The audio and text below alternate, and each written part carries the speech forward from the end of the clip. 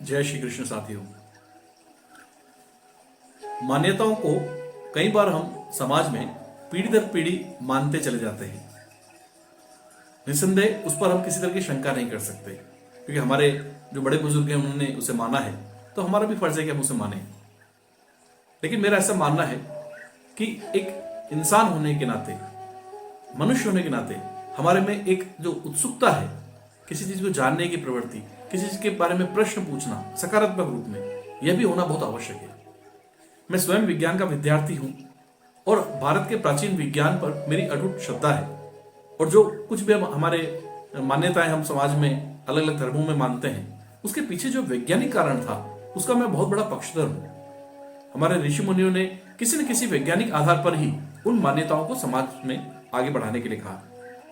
लेकिन कई बार कुछ मान्यताओं में आपने भी महसूस किया होगा कि हम उन मान्यताओं को या उन चीजों को, परंपराओं को क्यों आगे जारी रख रहे हैं, हमें उसका पीछे कारण पता नहीं, हम केवल उसका निर्वहन कर रहे हैं। तो वहां आपको एक जागरूकता, एक उत्सुकता होनी चाहिए उसके पीछे जानने की कि क्या कारण हो सकता है।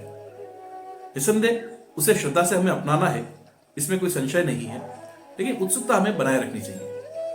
एक कहानी के माध्यम से मैं अपनी बात आप तक पहुंचाऊंगा ताकि आप भी सहमत हो कि हमें सकारात्मक रूप से परिवर्तन के लिए हमेशा जागरूक रहना चाहिए। एक परिवार में जब कभी भी भगवान को प्रसाद भोग लगाया जाता था, तो उसके बाद वहां प्रसाद चढ़ाने के बाद लकड़ी से टक टक ऐसा 4-5 बार करने का एक प्रथा थी, परंपरा थी। तो उस परिवार में पीढ़ी दर पीढ़ी वह परंपरा जारी रही। हमेशा जब भी भगवान को भोग चढ़ाया जाता, लकड़ी से टक टक किया जाता और उसके बाद सभी लोग उस भोग को ग्रहण करते थे। कभी किसी ने कोई शंका व्यक्त नहीं की।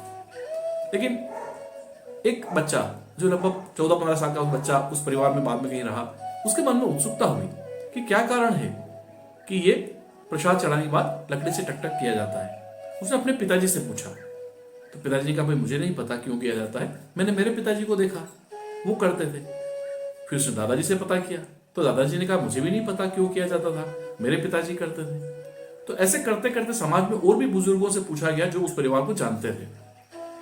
तो मालूम पड़ा लगभग 4-5 पीढ़ी ऊपर पहले कोई व्यक्ति थे जो दृष्टि से देख नहीं पाते, देख सकते थे, ब्लाइंड थे, अंधे थे। तो जब वो भगवान को भोग चढ़ाते थे तो उनके मन में शंका होती थी कहीं कोई कुत्ता, बिल्ली या कोई और पशु आकर उस प्रसाद को झूठा न कर दे। तो वह प्रसाद चढ़ाने के दौरान जमीन पर ऐसे टक टक बजाते थे।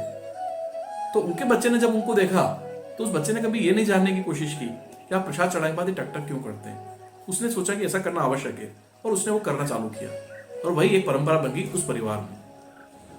और बाद में सभी उसको जारी रखे हुए थे।